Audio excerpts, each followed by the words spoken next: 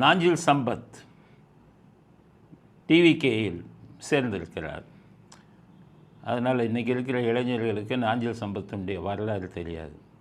அவர் மிகச்சிறந்த பேச்சாளர், ரொம்ப அருமையாக பேசுவார், மாற்று கருத்து இல்லை. திமுகவெல்லாம் மிக மோசமாக விமர்சித்தார், எல்லை தாண்டி விமர்சித்தார். அதனால் அதெல்லாம் கேட்குறவங்களுக்கு ரொம்ப நல்லா இருக்கும். கனி உனக்கு மணி எனக்குன்னு எல்லாம் சொன்னவர் ஒரு காலத்தில்.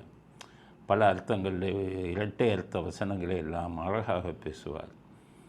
ஆனால் என்னன்னு கேட்டிங்கன்னா, மிகச்சிறந்த பேச்சாளர். ஆனால் அவர் இல்லாத கட்சியே இல்லை. இதுவரை முதல்ல அவர் திமுகவில் இருந்தார். அதுக்கப்புறம் வைகோ வந்தவுடனே வைகோவோட மதிமுகவுக்கு வந்தார். அப்புறம் மதிமுக பிடிக்கலைன்னு வைகோவோட சண்டை போட்டு அதிமுகவுக்கு வந்தார். இவர் சிறந்த பேச்சாளருங்கிறதுனால ஜெயலலிதா அவர்கள் அவருக்கு காரே இல்லை மன்னர், அவரை கொள்கை பரப்பு செயலாளராக ஜெயலலிதா போட்டாங்க. அப்போ சொன்னார், ஊருக்கு சுத்த எனக்கு கார் இல்லை அப்படின்னு சொன்ன உடனே 20 லட்சம் ரூபா மதிப்பான ஒரு பெரிய வேனை பெரிய காரை அவருக்கு பரிசாக அனுப்பினார். அதனால் ஜெயலலிதா அவங்க மேலே ரொம்ப விசுவாசமாக இருந்தார். அதிமுகவில் இருந்தார். அதிமுக ஊருக்கு போய் பேசினார்.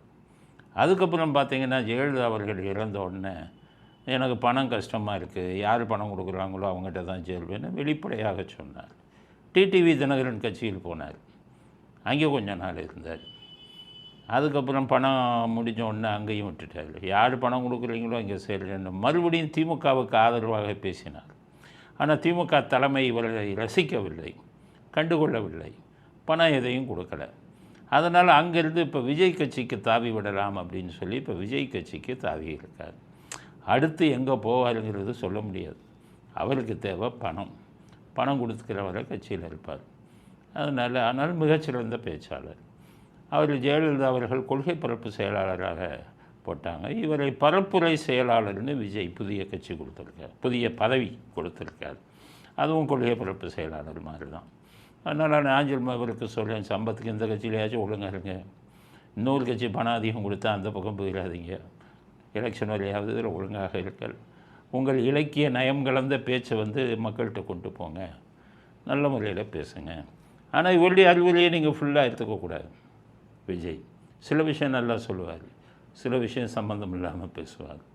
அதனால் விஜய் அவர்களுக்கு வாழ்த்துக்கள். ஒரு நல்ல பேச்சாளர் வந்திருக்கிறார். ஆனால் அவர் நம்பத்தகுந்த மனிதர் இல்லைங்கிறத மனசில் வச்சுக்கோங்க. அவர் எந்த நேரமும் நம்ப முடியாது, கட்சி தாவிடுவார். இருந்தாலும் உங்கள் கட்சிக்கு ஒரு பிரச்சாரத்துக்கு உபயோகமாக இருக்கும்.